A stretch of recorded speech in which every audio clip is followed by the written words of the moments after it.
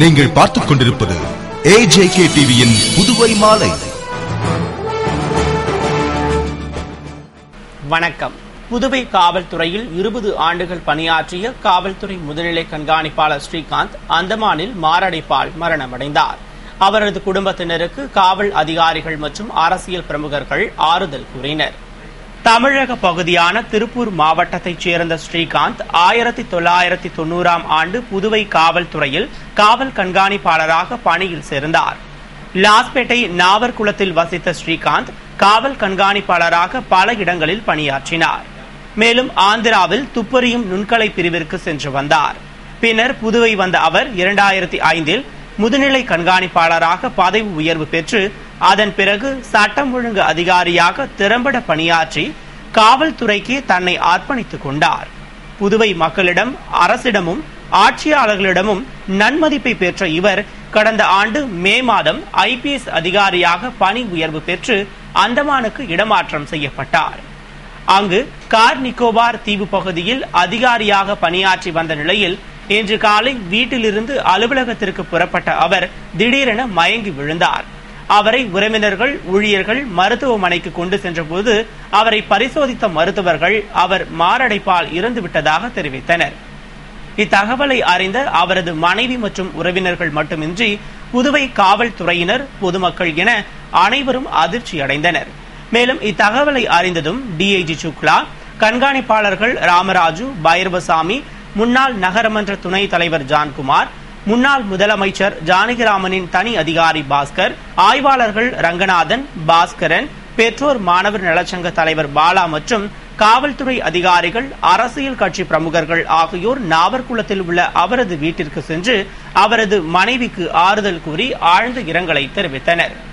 காவல்துறைக்கு வரும் முன் கால்நடை மருத்துவராக பணியாற்றிய ஸ்ரீகாந்த் இலக்கியத்தில் ஈடுபாடு கொண்டவர்.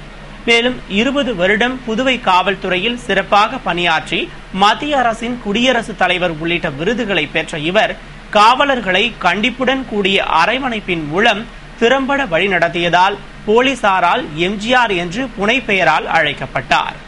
அன்னாரது உடல் அந்தமானிலிருந்து நாளை காலை தனி விமானம் மூலம் சென்னை கொண்டுவரப்பட்டு பிற்பகல் புதுவை கொண்டுவரப்படுகிறது. பின்னர் பொதுமக்கள் அஞ்சலிக்காக நாவர்குளத்தில் உள்ள அவரது இல்லத்தில் வைக்கப்பட்டு மாலை 5 மணி அளவில் கருவடிக்குப்பம் இடுகாட்டில் தகனம் செய்யப்படுகிறது. இலங்கை ராணுவத்தால் சிறைபிடிக்கப்பட்ட காரைக்கால் மீனவர்களை மீட்க கோரி புதுவை திராவிட முன்னேற்றக் கழகம் சார்பில் மாநில அமைப்பாளர் MA சுப்பிரமணியன் தலைமையில் மாபெரும் கண்டன ஆர்ப்பாட்டம் நடத்தப்பட்டது. புதுவை மாநில திராவிட முன்னேற்றக் கழகம் சார்பில் தலைமை தபால் நிலையம் எதிரில் இலங்கை ராணுவத்தால் சிறைபிடிக்கப்பட்ட காரைக்கால் பகுதி மீனவர்களை உடனடியாக மீட்க கோரி மாநில அமைப்பாளர் MA சுப்பிரமணியன் தலைமையில் முன்னாள் முதலமைச்சர் RV ஜானகிராமன், துணை அமைப்பாளர் SP சிவகுமார், பொருளாளர் அனிபால் கென்னடி, துணை அவைத் தலைவர் சீதா வேதநாயகம், தொகுதி செயலாளர் ஏம்பலம் செல்வம், மீனவரணி அமைப்பாளர் கோதண்டராமன், தட்டாஞ்சாவடி இளங்கோ உள்ளிட்ட நிர்வாகிகள் முன்னிலையில் மாபெரும் கண்டன ஆர்ப்பாட்டம் நடத்தப்பட்டது. ஆர்ப்பாட்டத்தில் மாநில கழக நிர்வாகிகள், தலைமை செயற்குழு, பொதுக்குழு உறுப்பினர்கள், தொகுதி கழக நிர்வாகிகள், இளைஞரணி, தொண்டரணி, வழக்கறிஞரணி, மீனவரணி உள்ளிட்ட அனைத்து அணி நிர்வாகிகள் திரளாக கலந்து கொண்டு தமிழகம் மற்றும் புதுவை மீனவர்களை அடிக்கடி கைது செய்து சிறைபிடிக்கும் சிங்கள கடற்படையினரின் அத்துமீறல்களை கண்டித்தும், இலங்கை ராணுவத்தால் சுட்டுக் கொல்லப்பட்டும் படுகாயமடைந்தும் பாதிப்படைந்துள்ள தமிழ் மீனவர்களை பாதுகாக்கவும், இலங்கை ராணுவத்தின் அட்டூழியத்திற்கு நிரந்தர தீர்வு காணாத மத்திய அரசை கண்டித்து காரைக்கால் மீனவர்களை மீட்க மாநில, மத்திய அரசுகள் வலியுறுத்த கோரியும் கோஷமிட்டு ஆர்ப்பாட்டம் செய்தனர். புதுவை மகளிர் மற்றும் மாற்றுத்திறனாளிகள் மேம்பாட்டுக் கழகம் சார்பில் மாற்றுத்திறனாளிகளுக்கு சிறுதொழில் துவங்க கடனுதவியை அமைச்சர் ராஜவேலு வழங்கினார். புதுவை ஜவஹர் நகர் சமுதாய நலக்கூடத்தில் மகளிர் மற்றும் மாற்றுத்திறனாளிகள் மேம்பாட்டுக் கழகம் சார்பில் மாற்றுத்திறனாளிகள் பொருளாதார மேம்பாட்டிற்காக கடனுதவி வழங்கும் நிகழ்ச்சி நடைபெற்றது. நிகழ்ச்சியில் சிறப்பு விருந்தினராக அமைச்சர் ராஜவேலு கலந்து கொண்டு மாற்றுத்திறனாளிகள் பயனுறும் வகையில் 371 மாற்றுத்திறனாளிகளுக்கு மளிகை கடை, துணி வியாபாரம், பெட்டிக்கடை, கணினி மையம், பொது வியாபாரம் மற்றும் பலதரப்பட்ட தொழில்கள் தொடங்க 2,52 லட்சம் ரூபாயினை கடனுதவியாக வழங்கினார். விழாவில் சபாநாயகர் சபாபதி, அமைச்சர் பன்னீர்செல்வம், சட்டமன்ற உறுப்பினர்கள் வைத்தியநாதன், தமிழ்செல்வன், துறை மேலாண் இயக்குநர் பிரியதர்ஷினி, மேலாளர் கோமதி, மகளிர் மற்றும் மாற்றுத்திறனாளிகள் மேம்பாட்டுக் கழக ஊழியர்கள் பலர் கலந்து கொண்டனர். உங்கள் பணம் உங்கள் கையில் திட்டத்தின் 2ஆம் கட்டத்தை செயல்படுத்த தேவையான நடவடிக்கைகளை எடுக்க வேண்டும் என்று அந்தந்த மாவட்ட துறை செயலர்களுக்கு மத்திய அரசு அறிவுறுத்தியுள்ளது. மண்ணெண்ணெய், சமையல் கேஸ், உரம் போன்றவற்றிற்கு வழங்கப்படும் மானியம் நேரடியாக பொதுமக்களின் வங்கிக் கணக்கில் வரவு வைக்கப்படும் வகையில் உங்கள் பணம் உங்கள் கையில் திட்டத்தை கடந்த ஜனவரி மாதம் முதல் மத்திய அரசு அமல்படுத்தியது. முதற்கட்டமாக 43 மாவட்டங்களில் துவக்கப்பட்ட இத்திட்டம் 2ஆம் கட்டமாக 78 மாவட்டங்களில் துவங்கப்பட உள்ள நிலையில் அடுத்த மாதம் 15ஆம் தேதி முதல் 20 மாவட்டங்களில் இத்திட்டத்தின் கீழ் சமையல் கேஸ் மானியம் மட்டும் பயனாளிகளின் வங்கிக் கணக்கில் வரவு வைக்கப்பட உள்ளது. எனவே இத்திட்டத்தை செயல்படுத்த உள்ள மாவட்டங்களில் அதை நிறைவேற்றுவதற்கான அனைத்து நடவடிக்கைகளையும் மேற்கொள்ளுமாறு துறை செயலர்களுக்கு மத்திய அரசு அறிவுறுத்தியுள்ளது.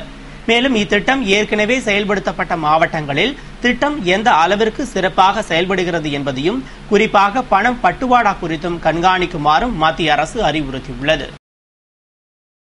புதுவை அனைத்து நிலை ஆசிரியர் சங்கங்களின் ஒருங்கிணைப்பு குழு சார்பில் 12ஆம் தேதி கோரிக்கை விளக்க வாயர் கூட்டம் நடத்த உள்ளதாக அறிவிக்கப்பட்டுள்ளது.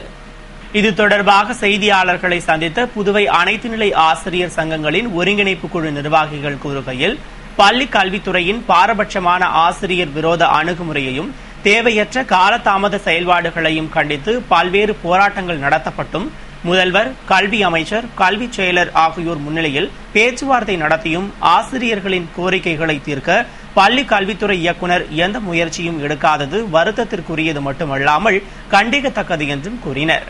கட்டாய கல்வி உரிமை சட்டம் 2009ற்கு மாறாக பள்ளி கல்வி இயக்குநரகம் தொடர்ந்து செயல்பட்டு வருவதாகவும், ஆசிரியர்களின் ஈட்டிய விடுப்பினை பறித்ததுடன் பள்ளி விடுமுறை நாட்களையும் குறைத்துள்ளதாகவும், காலி பணியிடங்கள் நிரப்பப்படாமல் ஆசிரியர்களின் கூடுதல் பணிச்சுமையால் பள்ளி நிர்வாகம் நிலைகுலைந்துள்ள நிலையில் தலைமை ஆசிரியர்கள் இல்லாமல் பல்வேறு பள்ளிகள் இயங்கும் நிலை தொடர்ந்து வருவதால் பள்ளி கல்வித்துறையின் ஆசிரியர் விரோத போக்கை கண்டித்து கோடை விடுமுறையில் பள்ளி தொடர்பான எந்த வேலைகளையும் மேற்கொள்வது இல்லை என முடிவு செய்யப்பட்டுள்ளதாகவும், இதனை வலியுறுத்தி வரும் 12ஆம் தேதி கல்வித்துறை முன்பு கோரிக்கை விளக்க வாயர் கூட்டம் நடத்த உள்ளதாகவும் அனைத்து நிலை ஆசிரியர் சங்கங்களின் ஒருங்கிணைப்பு குழு நிர்வாகிகள் தெரிவித்தனர்.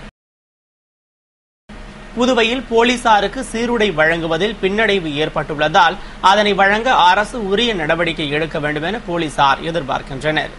புதுவை காவல்துறையில் நவீனமயமாக்கல் திட்டத்தின் கீழ் பல்வேறு திட்டங்களை அரசு செயல்படுத்தி வருகிறது. ஆனால் சட்டம் ஒழுங்கை காப்பாற்றும் பணியில் ஈடுபட்டுள்ள போலீசாருக்கு கடந்த 2 வருடங்களாக சீருடை வழங்காமல் உள்ளது.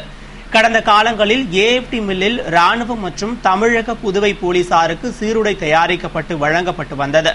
ஆனால் தற்போது ஏஎப்டி மில் நலிவடைந்து உற்பத்தி பாதிக்கப்பட்டதால் போலீசாருக்கு சீருடை வழங்குவதில் பின்னடைவு ஏற்பட்டுள்ளது. மேலும் ஆண்டுதோறும் ஜனவரி மாதத்தில் போலீசாருக்கு தேவையான சீருடை, பேட்ஜ், பெல்ட், ஷூ உள்ளிட்டவை வழங்கப்படும். ஆனால் கடந்த 2 வருடங்களாக சீருடை வழங்கப்படவில்லை. இதனால் போலீசார் முதல் காவல் கண்காணிப்பாளர்கள் வரை தங்கள் சொந்த செலவில் சீருடை உள்ளிட்ட பொருட்களை வாங்கி பயன்படுத்துவதால் சீருடையின் வண்ணம் உள்ளிட்டவைகளில் வித்தியாசம் காணப்படுகிறது. மேலும் கோரிமேடு பகுதியில் உள்ள விற்பனை பிரிவில் காவலருக்கான பொருட்களை விற்பனை செய்வதற்கு காவல்துறை தலைமையகம் பொருட்களை கொள்முதல் செய்வதில் தயக்கம் காட்டுவதால் நடைமுறை சிக்கல் உள்ளது. அது மட்டுமின்றி காவல்துறைக்கு கேரளா போன்று சீருடை உள்ளிட்ட பொருட்கள் வாங்க 2000 வழங்கப்படும் என்று அரசு அறிவித்தது. ஆனால் இதுவரை அந்த தொகையும் வழங்கப்படாததால் காவலர்கள் பழைய சீருடைகளையே பயன்படுத்துகின்றனர். எனவே அரசு சீருடையையோ அல்லது அறிவித்த தொகையையோ வழங்க வேண்டும் என்று போலீசார் எதிர்பார்க்கின்றனர். புதுவையில் உள்ளாட்சி தேர்தலை நடத்திட வலியுறுத்தி கீழூரிலிருந்து ஆளுநர் மாளிகை நோக்கி உள்ளாட்சி பிரதிநிதிகள் கூட்டமைப்பு சார்பில் நடைபயண பிரச்சாரம் நடத்தப்பட்டது. புதுவையில் மக்களுக்கு அதிகாரம் அளித்திடும் உள்ளாட்சி தேர்தலை உடனடியாக நடத்திட வேண்டும், பெண்கள், தாழ்த்தப்பட்டவர்கள் மற்றும் பிற்படுத்தப்பட்டவர்களுக்கு சமூக நீதி அடிப்படையில் இடஒதுக்கீடு வழங்கிட வேண்டும் உள்ளிட்ட கோரிக்கைகளை வலியுறுத்தி உள்ளாட்சி பிரதிநிதிகள் கூட்டமைப்பு சார்பில் கூட்டமைப்பு தலைவர் ஜெகநாதன் தலைமையில் ராமசாமி, ராஜா, ராமுநாயக்கர், திருமால், குப்புராசு உள்ளிட்ட நிர்வாகிகள் முன்னிலையில் நடைபயண பிரச்சாரம் நடைபெற்றது. கீழூரிலிருந்து புறப்பட்ட பிரச்சார நடைபயணம் சிவராந்தகம், சாத்தமங்கலம், செம்பியம்பாளையம், மங்களம், உருவையாறு, வில்லியனூர், சுல்தான்பேட்டை, அரும்பார்த்தபுரம், மூலகுளம், உழவர்கரை, ரெட்டியார்பாளையம், எல்லைப்பிள்ளைச்சாவடி, நெல்லித்தோப்பு, அண்ணாசாலை நேர்வீதி வழியாக ஆளுநர் மாளிகையை சென்றடைந்து உள்ளாட்சி தேர்தலை நடத்திட வலியுறுத்தியது. இந்தியாவில் பல்கலைக்கழகங்கள் மற்றும் கல்வி நிறுவனங்களில் கற்பிக்கும் முறையில் சீர்திருத்தம் தேவை என்று குடியரசுத் தலைவர் பிரணாப் முகர்ஜி வலியுறுத்தியுள்ளார்.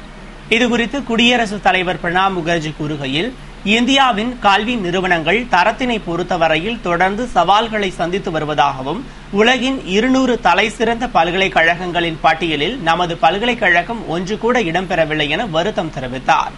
நமது பல்கலைக்கழகங்கள் கல்வி நிறுவனங்களில் கற்பிக்கும் முறையில் சீர்திருத்தம் கொண்டுவர வேண்டும் என்றும், தரம், நியாயமான கட்டணம், அனைவருக்கும் வாய்ப்பு ஆகியவை நாட்டின் உயர்கல்வியில் முக்கிய அம்சங்களாக இருப்பதுடன், நாம் வழங்கும் முறையில் புதுமையை புகுத்தி உயர்கல்வியை, தொழில்நுட்ப கல்வியை ஒவ்வொரு வீட்டின் வாயிலிலும் கொண்டு போய் சேர்க்க வேண்டும் என்று கேட்டுக்கொண்ட அவர், உயர்கல்வி நிறுவனங்கள் அனைத்திலுமே போதிய ஆசிரியர்கள் இல்லாதது கவலை அளிப்பதாகவும், எனவே காலியாக உள்ள பணியிடங்களை உடனடியாக நிரப்புவதுடன் நமது ஆசிரியர்களை சர்வதேச கருத்தரங்கில் திட்டப் பணிகளில் பங்கேற்பதை பல்கலைக்கழகங்களும் கல்வி நிறுவனங்களும் ஊக்குவிக்க வேண்டும் என்றார்.